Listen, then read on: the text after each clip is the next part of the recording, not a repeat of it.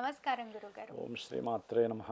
గురుగారు, జూన్ 18 తారీఖున గురు పుష్యమి యోగం. మళ్ళీ ఆ రోజుని ఎలా వినియోగించుకోవాలి? ఏ రాశుల వారికి ఎలాంటి మార్పులు జరుగుతున్నాయి? ఏ రాశుల వారికి యోగం పట్టబోతుంది? ఒకసారి తెలియజేయండి.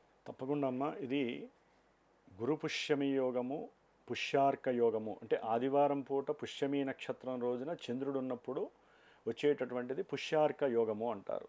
దాని విశిష్టత దానిది. గురువారం రోజున చంద్రుడు పుష్యమి నక్షత్రంలో ఉన్నప్పుడు వచ్చేటటువంటి రోజు గురు పుష్య యోగము అంటారు. ఈ రెండే వస్తూ ఉంటాయి. ఇవి చాలా అరుదుగా వస్తూ ఉంటాయి.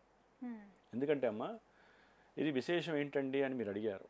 ఇక్కడ వారం విశిష్టత కాకుండా నక్షత్ర విశిష్టత ప్రధానం. మనకు ఉన్నటువంటి 27 నక్షత్రాలు, సరే అభిజిత్ నక్షత్రము అది ఒక పక్కన పెడితే 27 నక్షత్రాలలో మినిమం 18 నక్షత్రాలు కాస్మిక్ నక్షత్రాలు ఉన్నాయి. అంటే మనకి గ్రహాల వరకే తెలుసు. గ్రహాల పైన నక్షత్రం అంటే మేము పలానా నక్షత్రం అని చెప్పుకుంటారే కానీ నక్షత్రాలు కొన్ని కాంతి సంవత్సరాల దూరంలో ఉంటాయి భూమి నుంచి. అవి ఆ నక్షత్ర మండలాలలో ఎంతోమంది దేవతలు ఉంటారు. ఒక్కొక్క నక్షత్రానికి ఇప్పుడు అశ్విని నక్షత్రం వాళ్ళకి అశ్విని దేవతలు, అట్లాగే స్వాతి నక్షత్రానికి వాయువు. అంటే ఆ యొక్క దేవతలు ఆ నక్షత్ర మండలాల్లో ఆసీనులే ఉంటారు. ఆ నక్షత్రం అంతా మాదే అనేటటువంటి యోచన అలా ఉంటారు దేవతలు వాళ్ళు. మరి ఆ నక్షత్ర మండలాలలో ఉన్నటువంటి వాటిల్లో పుష్యమి నక్షత్రం అన్నిటికన్నా గొప్ప కాస్మిక్ నక్షత్రం. అది దాని కిరణాలు ఎలా వెదజల్లుతాయంటే ఇలాంటి రోజుల్లో చంద్రుడు ప్రతిసారి పుష్యమి నక్షత్రంలోకి వస్తూనే ఉంటాడు, కానీ వారాలు విరావు. ఆదివారం రోజున ఈయన అక్కడ ఉండటం అనేది అరుదుగా వస్తుంది. గురువారం రోజున చంద్రుడు పుష్యమి నక్షత్రంలో వచ్చేది కూడా అరుదుగా వస్తుంది. ఇటు వారము, ఇటు ఈ యొక్క నక్షత్ర ప్రభావము. ఎంతటి గొప్ప యోగం అంటే అమ్మ, ఈసారి ధనానికి ఇబ్బందులు పడుతున్నా, ఆర్థిక కష్ట నష్టాలు పడుతున్నా, వివాహపరంగా ఆలస్యాలయ్యి వివాహం అయిన తర్వాత కూడా ధనము ఖర్చు పెట్టే పరిస్థితి వస్తుంది కొంతమందికి. కోర్టు వ్యవహారాలు వాళ్ళు కానివ్వండి, ముఖ్యంగా వృత్తి ఉద్యోగ వ్యాపార విషయాలలో ఎవరైతే ఇబ్బందులు పడుతున్నారో, ఏ రకంగానే ఉద్యోగం రాక కావచ్చు, ఉద్యోగం వచ్చి సరైన ఆదాయం లేకపోవచ్చు, ఉద్యోగం కావాలన్నా కూడా ధనాన్ని ఎదురిచ్చి పెట్టి కూడా వాళ్ళకి ఉద్యోగం రానటువంటి వాళ్ళు, ఇట్లా ఉద్యోగ ఆలస్యాలు, ఉద్యోగపరమైన ఇబ్బందులు, సంతానలేమి. ఎందుకంటే అమ్మ, పుష్యమి నక్షత్రానికి ఇది శని నక్షత్రం అంటారు. శనికున్న 3 నక్షత్రాలలో పుష్యమి, అనురాధ, ఉత్తరాభాద్ర ఈ 3 నక్షత్రాలు శనికి సంబంధించిన నక్షత్రాలు. జన్మతార, అనుజన్మతార, త్రిజన్మతార అంటారు ఈ నక్షత్రాలని. మరి ఈ పుష్యమి నక్షత్రం మరి శని కాబట్టి ప్రతి విషయము ఆలస్యము. వివాహమైన, ఉద్యోగమైన, సంతానమైన ఆలస్యాలు ఇస్తూ ఉంటాయి. మానసికంగా కొంచెం దోషాలు ఎక్కువగా ఉంటాయి వీళ్ళకి. ఈ నక్షత్రాల్లో ఉన్నవాళ్ళు ఏ పని చేయాలన్నా ఆలస్యం, బద్ధకం, ఓ పట్టాన తొందరగా చేయరు. విరక్తిగా కూడా కొంతమంది ఉండే అవకాశాలు ఉంటాయి. ఉన్నట్టుండి విరక్తి వస్తూ ఉంటుంది. మనసు చెడిపోయినప్పుడల్లా విరక్తి వస్తూ ఉంటుంది వీళ్ళకి. కాబట్టి ఈ యొక్క నక్షత్రం యొక్క విలువ తెలిస్తే ఈ రోజున కనుక వాళ్ళు ఆ నక్షత్రానికి సంబంధించిన ఒక మంత్రాన్ని కనుక వాళ్ళు కనుక జపించారనుకోండి, పుష్యమి నక్షత్రం యొక్క మంత్రాన్ని, వాళ్ళకి జీవితాంతము ఆ యొక్క నక్షత్ర కిరణ ప్రభావం వాళ్ళని ఆదుకుంటూ ఉంటుంది. ఎలా వెదజల్లుతుంది అంటే శాస్త్రంలో చదివినప్పుడమ్మా ఇంత గొప్పగా వెదజల్లుతుంది ఈ యొక్క నక్షత్రం యొక్క కిరణాలు. అవి పట్టుకోవాలంటే మనం ఏం చేయాలి? ఆ నక్షత్రానికి సంబంధించినటువంటి అనుసంధానమైనటువంటి మంత్రాన్ని మీరన్నా చదవాలి. ఆ నక్షత్ర హోమం ద్వారా మాలాంటి వాళ్ళని చేసేటప్పుడు ఆ హోమం యొక్క ప్రభావం వాళ్ళకి నిత్యము ఆ భస్మం పెట్టుకుంటే లభిస్తూ ఉంటుంది. మరి ఈ నెల 18వ తారీఖున కర్కాటక రాశిలో చంద్రుడు ప్రవేశించి సొంత ఇంట్లో ఉండి పుష్యమి నక్షత్రంలో ఉండి ఆల్రెడీ ఆ ఇంట్లో గురువే ఉన్నాడు.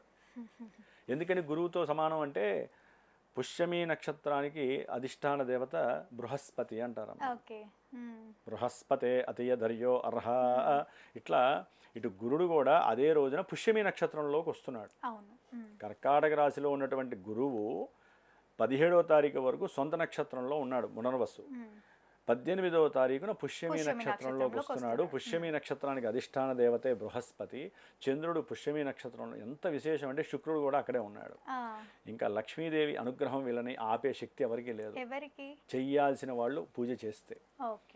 ఇది రాసులు నక్షత్రాలతో పని లేదమ్మా, అందరూ పట్టుకోవాలి ఆ కిరణాన్ని. ఎందుకని కాస్మిక్ స్టార్ అంటారు దాన్ని. కాస్మిక్ నక్షత్ర యొక్క ఇప్పుడు వర్షం ఎవరిదమ్మా? ఫలానా అన్ని రాసుల వారికి వర్షం పడదేమో, కొంతమంది భయపడతారేమో, కానీ ప్రతి ఒక్కళ్ళు వర్షాన్ని ఆనందిస్తారుగా.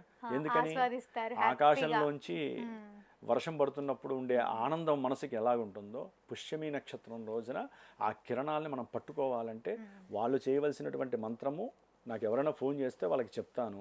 అట్లాగే నేను చేసేటటువంటి ఈ హోమం ఆ రోజున విశేషమైనటువంటి హోమం చేస్తున్నానమ్మా.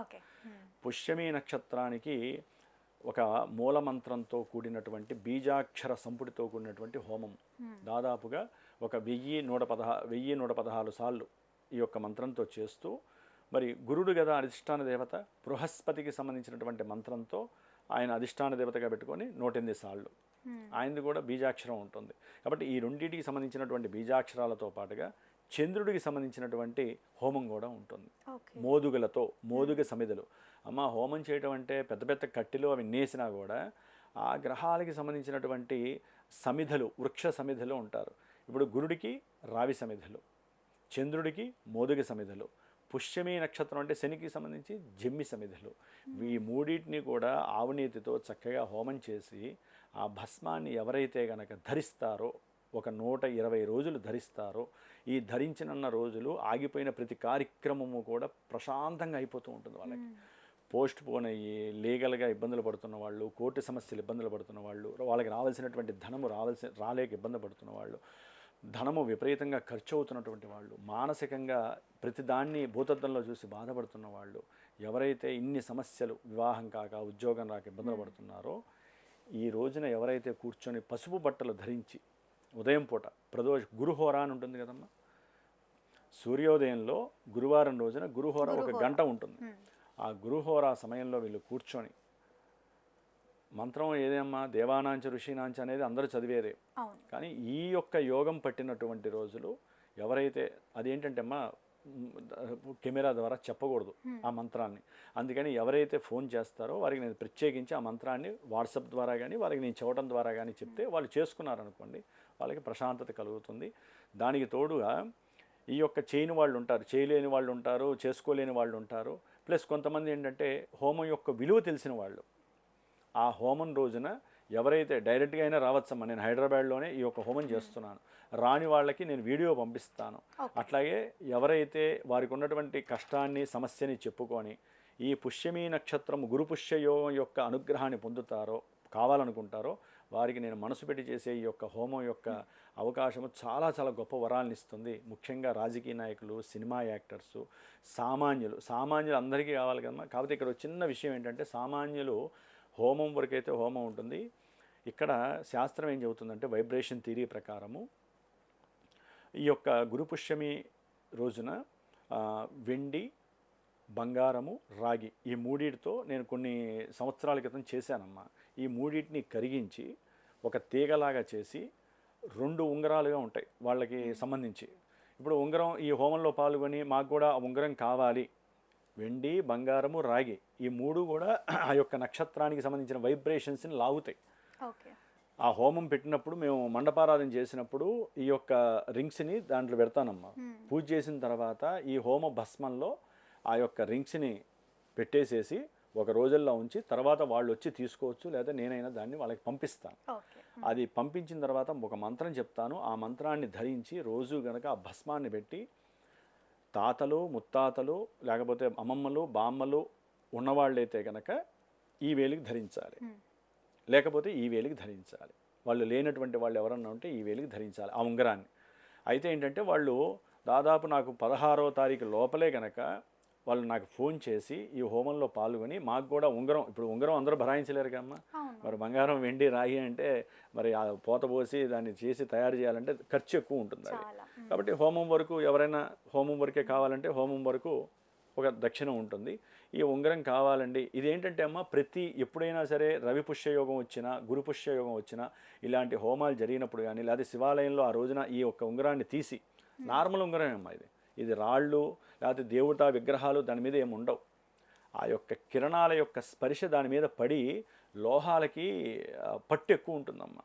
ముఖ్యంగా రాగి, బంగారము, వెండి.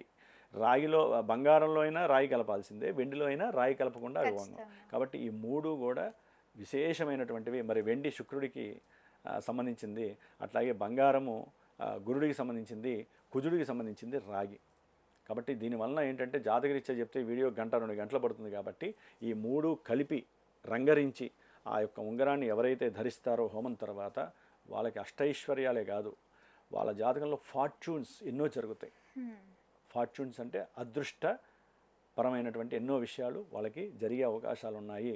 అప్పుల్లో కూరుకుపోయిన వాళ్ళు అప్పుల్లోంచి బయటకు వచ్చేటటువంటి మార్గాలలో ఈ యొక్క గురుపుష్యమి హోమం అనేటటువంటిది చాలా విశేషమైనటువంటి యోగాన్ని ఇస్తుంది. మిగతా యోగాలన్నీ కూడా ఎవరైతే దూరం అయిపోయి బాధపడుతున్నారో ఒక్కొక్క యోగము వారిని చచ్చేసేటటువంటి పరిస్థితి గురుపుష్యమి. ఇది శాస్త్రంలో చెప్పిందే, ఎంతోమంది అనుభవించిన వాళ్ళు ఉన్నారు. ఆ ఉంగరాన్ని కనుక ఎవరైతే ధరిస్తారో వారికి యోగం అయితే కనుక కంపల్సరీ పడుతుంది తల్లి. హోమంలో పూజ చేసి రింగ్ ఇస్తారు అంతే కదా? రింగు హోమము కావాలనుకునే వాళ్ళు రింగు. హోమంలో పాల్గొనాలి అనుకుంటే కూడా హోమంలో మీ గోత్రనామాదులు అవి ఇచ్చి డైరెక్ట్గా అయినా ప్రత్యక్షంగా కూడా చక్కగా ఈ హైదరాబాద్లో చేస్తాం కాబట్టి పాల్గొనవచ్చు. ఆ రింగు కావాలనుకున్న వాళ్ళకి కొంచెం దక్షిణ వేరే ఉంటుందమ్మా, హోమం వరకు వేరే ఉంటుంది.